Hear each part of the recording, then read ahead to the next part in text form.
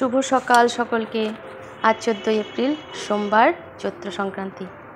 করবী কুটির ব্লগে আপনাদের অনেক অনেক স্বাগত। এখন ভোর 5টা, বেরিয়ে পড়েছি সমুদ্র পাড়ের উদ্দেশ্যে। সূর্যোদয় দেখব আর তার সঙ্গে সেরে নেব পানাহার।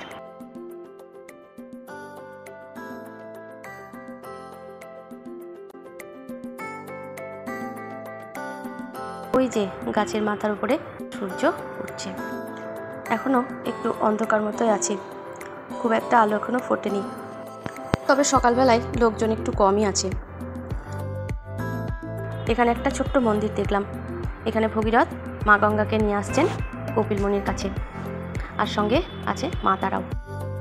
এবার একটা টোটো ভাড়া করে নিলাম, আর এবার দেখতে যাব যে 5টা স্পট আছে সেগুলো।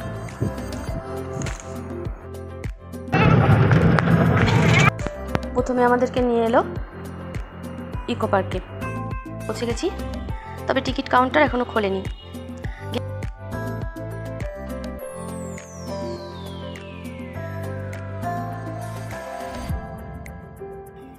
এই যে এখানে আছে সেই টেন্টগুলো।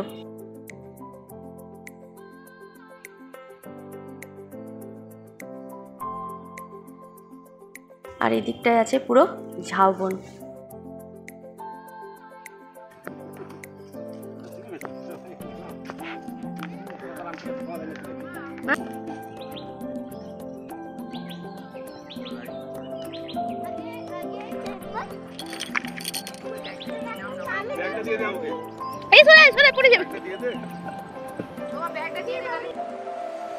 দরকার নেই, ওই ধরে এটা ছেঁড়া রে, এটা ছেঁড়া। হ্যাঁ ওইদিকে চলো, ওই দিকটাই ভালো আছে। হ্যাঁ যাবো, প্রচুর কিছু আছে।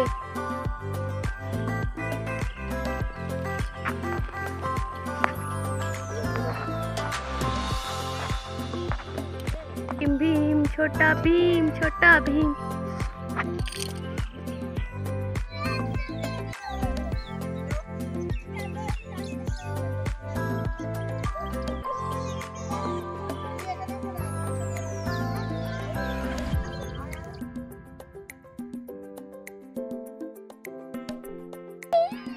মোটে পাগলু, মোটে পাতলু।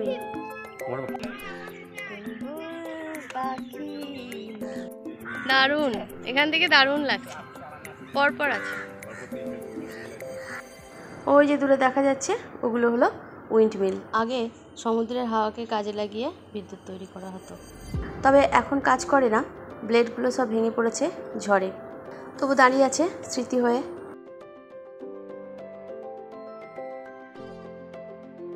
এদিকে এক একজন এক একটা দোলনাতে চেপে পড়েছে। এগুলো হলো ঝাউ গাছের ফল। তো এবার যাওয়া যাক নেক্সট গন্তব্যের থেকে। ওই দেখা যাচ্ছে উইন্ড মিল, মনে হচ্ছে কাছ থেকে দেখতে পাবো। এবার এই যে এটাই দূর থেকে দেখছিলাম যে ঘুরছিল, আর এটা তাও দুটো আস্ত আছে ব্লেড। এবার এসে গেছি ফ্রেজারগঞ্জ। এটা হচ্ছে ফ্রেজার সাহেবের বাড়ি। যেতে যেতে শ্যামবাবু শোনালো ফ্রেজার সাহেবের গল্প।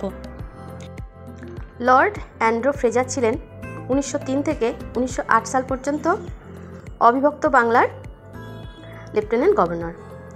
শোনা যায় কলকাতা আসার সময় ফ্রেজার সাহেবের জাহাজ এই জায়গায় দুর্ঘটনায় পড়ে। কোনো এক গ্রামের মেয়ে তাকে উদ্ধার করে সেবা করে সুস্থ করে তোলে। তারপরে এই যে জায়গাটা, সুন্দর নির্জন জায়গাটা ফ্রেজার সাহেবের খুব ভালো লেগে যায়। তখন তিনি এখানে একটা বাগান বাড়ি তৈরি করেন, আর সেটি সুন্দরভাবে সাজিয়ে তোলেন। এখানেই থাকতে শুরু করে দেন। তেনার নাম অনুসারে এই জায়গার নাম হয় ফ্রেজারগঞ্জ। এখানকার আগেকার নাম ছিল নারায়ণতলা। ফ্রেজার সাহেবের সেই গল্প শ্যামবাবু আমাদের শোনাতে যাচ্ছে। তবে বাড়িটার যে অবস্থা দেখলাম, তাতে পরবর্তী যারা এখানে আসবে ফ্রেজারগঞ্জে ফ্রেজার সাহেবের বাড়ি দেখতে, তারা কতটুকু যে দেখতে পাবে এই চিহ্নটা তা জানি না। বাড়ির অবস্থাটা খুবই খারাপ।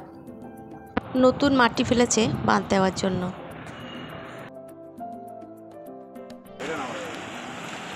এখানে নামা যাবে না। ওই দেখো মাছ, এখানটাই সমুদ্র সমুদ্র লাগছে।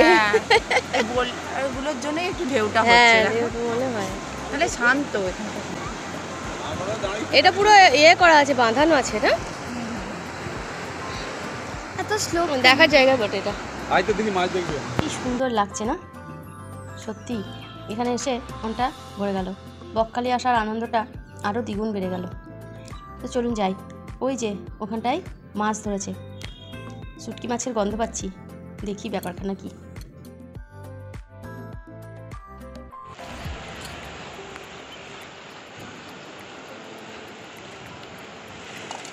একসঙ্গে সব মাছগুলো উঠেছে। গোটা রাত্রি মাছ ধরার পরে ভোরবেলা থেকে শুরু হয় এখানে মাছ বাছাই, আর লাস্টে যেগুলো পড়ে থাকে বাছাইয়ের পরে সেগুলোকে শুটকি করতে দেওয়া হয়, আর এগুলো প্যাকেট করে বিক্রিও হচ্ছে।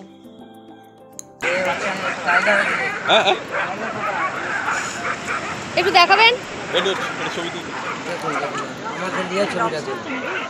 লাউস্টার, লাউস্টার ওই সামনেটা দেখান, নড়ছে তো এখনো। হ্যাঁ নড়ছে। এই যে এটা হলো শঙ্কর মাছের বাচ্চা। এই শঙ্কর মাছ যখন বড় হয় এর যে লেজটা দেখা যাচ্ছে, এটা দিয়ে চাবুক বানানো হতো আগেকার দিনে। এখন তো আর চাবুক কাজে লাগে না, তাই বানানোর দরকার হয় না। কি হয় কে জানে। এখানে একটা মন্দিরও আছে, তবে মন্দিরের ভিতরে কোনো ঠাকুর দেখছি না। তো এবার যাওয়া যাক, দেখি নেক্সট গন্তব্য কোথায়। চলে এসেছি পরের স্পটে। এটা হলো কার্গিল বিচ। বিকেলবেলায় আসলে এখান থেকে সূর্যাস্ত দেখতে নাকি খুবই ভালো লাগে, কিন্তু বিকেলে তো আমরা তো সকালে পৌঁছে গেছি, তো আর সূর্যাস্তটা দেখা যাবে না, ওটা বকখালিতেই দেখব। এবার যাব আমাদের 4 নম্বর স্পট ফ্রেজারগঞ্জ মৎস্য বন্দর। আজকে এই পর্যন্তই, আরও কিছু ভিডিও দিলে ভিডিওটা বেড়ে যাবে, তাই আজকে এখানেই শেষ করলাম। বাকিটা পরের ভিডিওতে দেখাবো, কেমন? আজকে আসি, টাটা।